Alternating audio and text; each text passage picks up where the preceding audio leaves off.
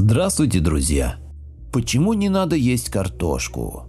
Картофель – чертово яблоко, так назвали славяне эту сатанинскую пищу. Картошка – пища рабов. Картошку вывели специально, чтобы кормить рабов. Человек, поевший картошки, становится вялым и тупым. С ним можно делать что хочешь, что прикажешь, то он и будет делать. Замедляется скорость мысли и сознания, поэтому нам так долго и упорно доказывали, что картошка второй хлеб, и нам без нее никуда. Дешево и сердито. Петр I ее привез из Европы и заставил садить вместо репы русской национальной еды наших предков. Народ ее назвал чертовым яблоком и всячески противился замене репы на сатанинский продукт. Петром было проведено множество военно-карательных рейдов против русских крестьян с массовыми жертвами. Картофель практически не дает человеку энергии. Характер картофеля слабый и неуверенный. Организм после употребления делается вялым, кислым и безвольным. Твердую энергию картофеля дает крахмал, который не поддается кислотно-щелочной обработке в организме. Картофель ни с какими продуктами не совмещается. От употребления картофеля резко блокируется иммунная система, резко снижается мыслительный процесс. Человек превращается в тупое, бессловесное животное. Картофель – очень слизеобразующий продукт, а слизь из организма на 99% не выводится, а остается в организме и вызывает рождение новых заболеваний и недомоганий. Медицина об этом молчит, так как она потеряет десятки миллионов клиентов. Как картофель, так и всевозможные лапша и мучные изделия содержат большое количество легко усвояемых углеводов и крахмала. Их чрезмерное употребление мешает течению основного обмена веществ в организме. Простые углеводы лучше заменять сложными, которые находятся в кашах. Крахмал – враг организма номер один. Просто так усваивать крахмал организм не умеет. Для этого должно произойти огромное количество химических реакций по преобразованию сложнейшего крахмала в простые сахара. Только их знает и умеет усваивать организм. Превращение крахмала в организме в основном направлено на удовлетворение потребностей в сахаре. Причем технология превращения крахмала в усвояемые простые сахара не только сложна, трудоемка и значительно растянута по времени – от 2 до 4 часов. Она требует колоссального расхода энергии и биологически активных веществ – витаминов В, В2, В3, ПП, С и так далее. Без достаточного количества витаминов и микроэлементов, а кто из нас их имеет достаточно, крахмал практически не усваивается, бродит, гниет, отравляет, закупоривает капиллярную сеть. Крахмал практически нерастворимое вещество ни в одном из известных растворителей, он обладает только свойством коллоидной растворимости. Изучение коллоидных растворов крахмала показало, что раствор его состоит не из отдельных молекул крахмала, а из первичных частиц – мицел, включающих большое количество молекул. В крахмале содержатся две фракции полисахаридов – амилаза и амилопектин, резко отличающиеся по свойствам. Амилазы в крахмале 15–25%. Она растворяется в горячей воде 80 градусов Цельсия, образуя прозрачный коллоидный раствор. Амилопектин составляет 75–85% крахмального зерна. Таким образом, при воздействии на крахмал горячей воды образуется раствор амилазы, который сильно сгущен набухшим амилопектином. Получившаяся густая, вязкая масса носит название клейстера. Этот же клейстер образуется и в желудочно-кишечном тракте. И чем тоньше смолота мука, из которой выпечен наш хлеб, макароны и так далее, тем лучше этот клейстер клеит. Он склеивает, забивает всасывающие микроворсинки двенадцатиперстной кишки и нижележащие отделы тонкой кишки, выключая их из пищеварения сначала частично, затем почти полностью. Вот где кроется причина плохого усвоения витаминов, микроэлементов. Недостаточное усвоение йода, крахмал делает его почти неусвояемым, приводит ко многим заболеваниям, вплоть до онкологических. Но самым специфичным заболеванием является гипотиреоз, то есть недостаточная функция щитовидной железы, а причина все та же – заболачивание крахмалами и другими шлаками соединительной ткани, разрастание самой щитовидки. В толстом кишечнике эта масса крахмала, обезвоживаясь, прикипает к стенкам толстой кишки, образуя камни.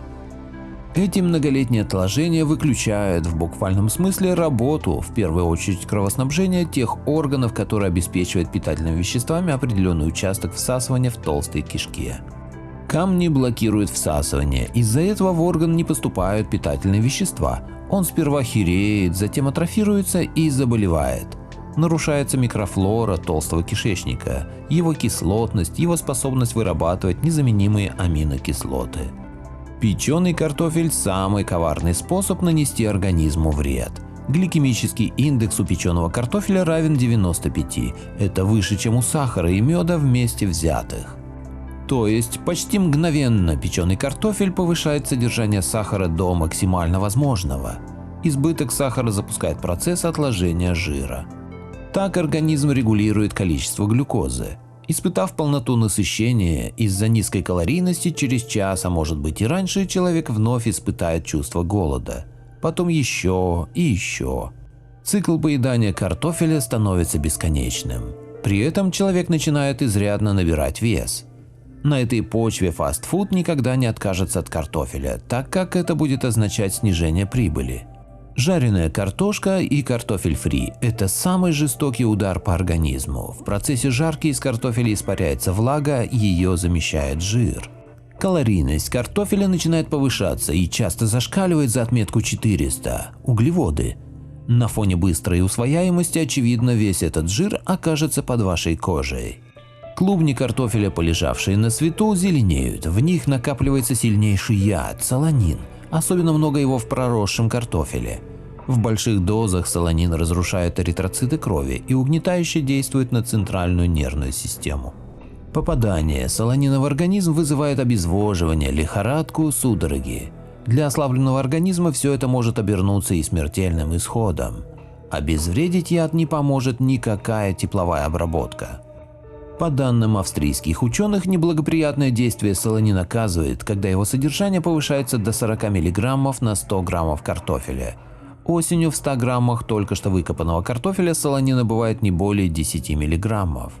Весной может оказаться втрое больше, причем концентрируется он преимущественно в позеленевших местах клубня и ближе к кожуре. Картошку можно есть только молодой, не старше 2 месяцев и только в вареном виде. В духовке запекать кожуру картофеля и слой не более 5 мм, там содержится калий и вещества, перерабатывающие картошку. Чем заменить картошку?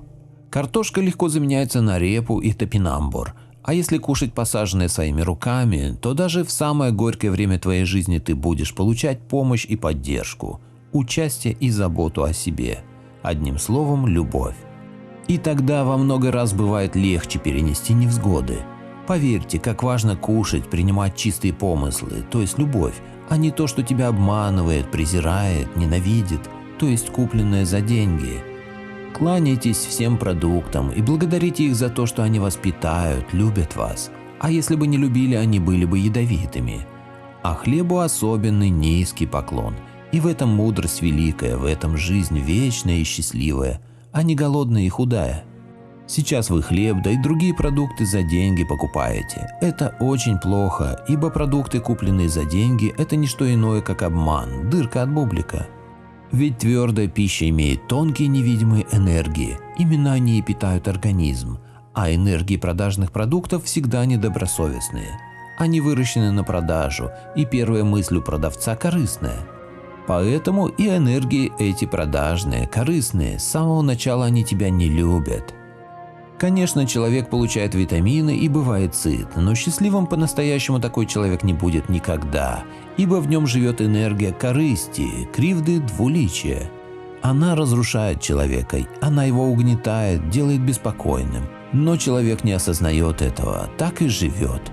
Когда вы кушаете в местах общественного питания, вы можете употребить яд или извращенное понимание жизни, холод и грязь чужих несчастных сердец, тех людей, которые готовили эту пищу. Каждодневный, однообразный труд, зачастую нелюбимый и малооплачиваемый, чаще всего вызывает раздражение в таких людях, поэтому и пища, ими приготовленная, содержит их боль, страдания, злобу. Постарайтесь почаще готовить дома из продуктов, которые вы вырастили сами. Тогда вы и ваша семья будете жить в радости, счастье и здоровье. Хочу напомнить, что мое мнение не всегда совпадает с мнением автора статьи. Автор статьи – админ Минск. Благодарю всех, кто подписался на мой канал и смотрит мои видео. Ссылка на статью в описании. Поделитесь моим видео в соцсетях с родными, друзьями и знакомыми. Люди имеют право знать все точки зрения. Всем спасибо за внимание, буду рад вас видеть на своем канале снова.